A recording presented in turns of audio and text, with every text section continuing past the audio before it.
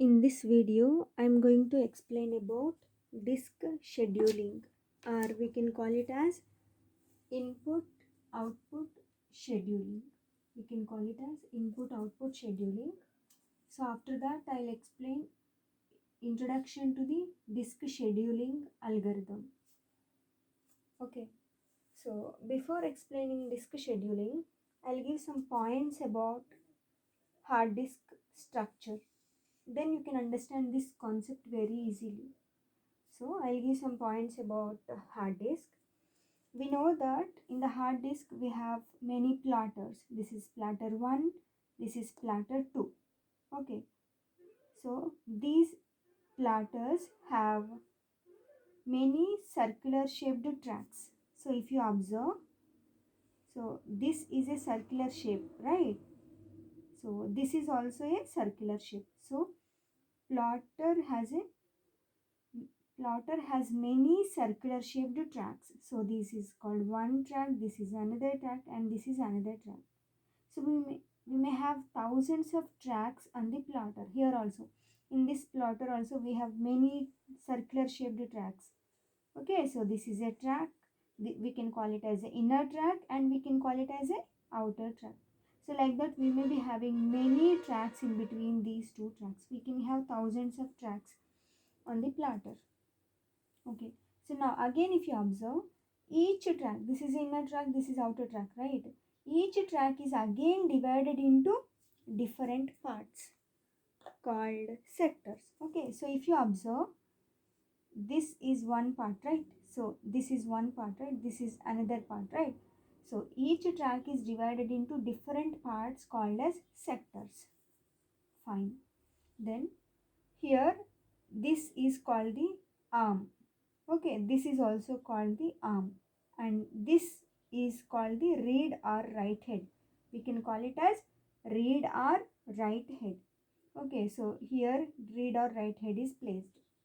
Okay, this is a arm and this is a read or write head. Okay, and this is a arm assembler. This is a arm assembler. So all the arms are connected to the arm assembler. If you observe, disk arm is at the sector 0, right? This is the sector 0. Okay, this is the this is the track number 0, right? This is also track number 0. If you observe, all the arms, for example, if you have 5 or 6 arms, then all the arms read and write head will point to 0 track only. Okay, that means all the arms read and write heads point to the same track number. Okay, if one arm is at track number 0, then all the other arms will also be at track number 0. And for example, if you move the disk assembler, let us assume that I have moved the disk assembler. Now let us assume that arm is placed at track number 50. Let us assume that this is the track number 50 and this is the track number 0. Now after moving the arm assembler, let us assume that disk arm is placed at the 50 track. Okay, now all the other arms, here we have many arms, right? So all the arms are also moved to the track number 50. All the other arms are also moved to the, for example, this one is moved to track number 50 like this. Okay, so here like this we have arm, right? If I move arm like this, then it will be placed at track number 50, right? Then all the other arms will also be placed on the track number 50. Okay, because we know that arm assembler will move all the arms as a unit. So if an arm is placed at track number 5, then all the arms will also be placed on the track number 5. Arms are nothing but read and write heads of arms are placed at the same track. Okay, so here if you observe, all the read and write heads of the arms are at track number 0. If you connect all the tracks, okay, which if you connect all these tracks, then it will form a cylinder, right? If you connect all the tracks, then it will form a cylinder. Okay, so what is cylinder? Set of all the tracks which are at one arm position.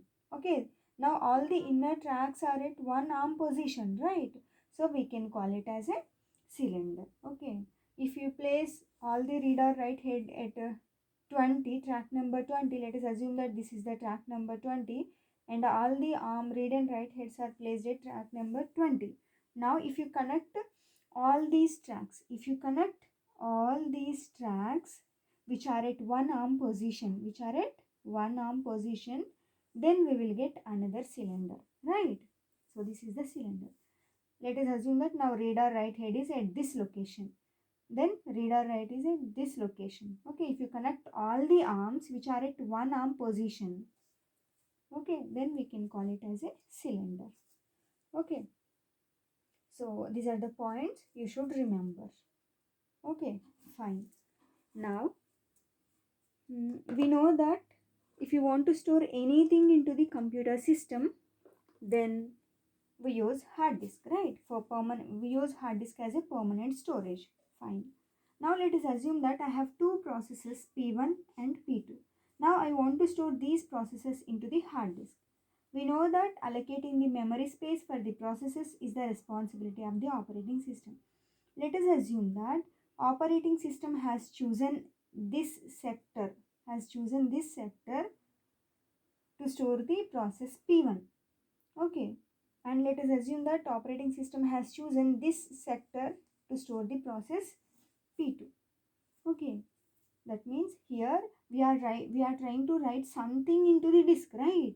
We are trying to write data of P1 into the disk, and we are trying to read data of process P2 into the disk, right? So these requests are called input requests. These requests are called input requests. Okay, because we are trying to write something into the disk. So these operations are called input request. So if you observe, this is the last track, that means track number 50, right? This is also track number 50.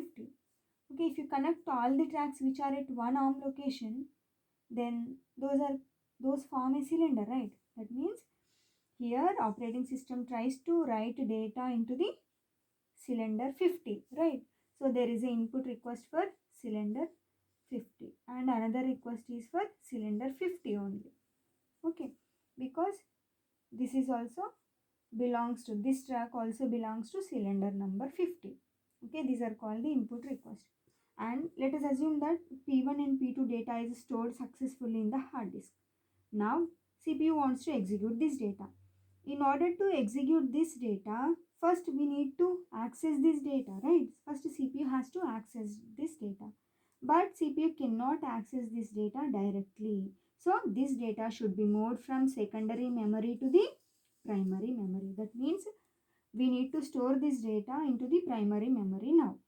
Okay, that means here we are trying to access the data from the secondary memory.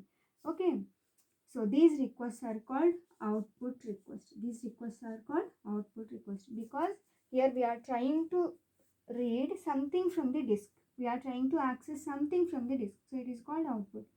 So there is an output request for cylinder number 50 and output request for cylinder number 50. So these are called the input request and these are called the output request. Okay, what is input request? If you want to write something into the disk, okay, then that is called input request, and if you want to read something from the disk, then that is called the output request. Okay, so like this we may have different input requests. Okay, then like this we may be having some other processes also, like P3, P4, P5 and so on up to Pn. So all the other processes also makes some input and output request, right? Some process wants to enter the data into the cylinder 15 and some processes may want to enter the data into 5. So these are called input requests, and some process may want to access the data from the 5, 20, 50. So these are called the output requests. Okay, so here we have many input requests and many output requests. But we know that at a time only one request can be served. We cannot serve more than one request at a time. Okay, so we can serve, that means operating system can serve only one request at a time. So what it should do now? So it should specify the order of the request. Okay, so what it should do now? It it should specify the order of the request. This is called the disk scheduling. So disk scheduling is nothing but defining the order in which the request has to be served. For example, operating system has chosen this request to serve first, and then it has chosen this request to serve. Okay. So first it has to execute 4, then it has to serve 2, then it has to serve 3, then it has to serve 4. So this order is called the scheduling. This is called disk scheduling. Disk scheduling is nothing but specifying the order in which the request has to be served. That is called the disk scheduling. Okay. So in order to define the order in which the request has to be served, here we will use disk scheduling algorithms. Okay, disk scheduling algorithms are used to define the order, to find out the order in which the request has to be served. Okay, so let us assume that here we have some 4 input or output requests. Okay, so then disk scheduling algorithms will decide which request has to be served first and which request has to be served next. That means disk scheduling algorithms define the order in which the request has to be executed.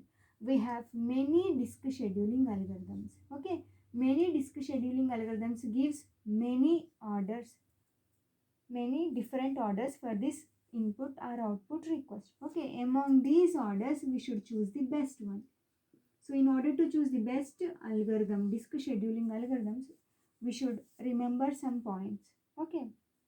Before explaining those points, I'll explain some terms related to the disk scheduling. Okay. So let us assume that P1 data should be stored at cylinder 50. Okay, this is the cylinder 50. At this sector, we want to store the P1 data. So in order to store the data at this cylinder, okay, first we should move the disk arm from track number 0 to the track number 50. This is the track number 50, right? This is the track number 0. So at present, read or write head is at track 0. That means you can read or write the data only at track number 0. We cannot read or write the data at track number 50. But here we want to write something into the track number 50. So we should move the read or write head, or we should move the arm to the track number 50. Okay, so now we should move the read or write head to the track number 50. So automatically this arm will also be moved to the track number 50. All the other arms will also be moved to the track number 50. Now I am at track number 50. Okay, so in order to move the arm, we should move the arm assembler. If you move the arm assembler, then only arms will be moved. Okay, now read or write head is at track number 50. So actually we want to write the data at this sector, right? But read or write head is at this position. That means you can read or write only at this sector. You cannot read or write at this sector, right? So in that case, what we should do is we should rotate this plotter now. Okay, we should rotate this plotter.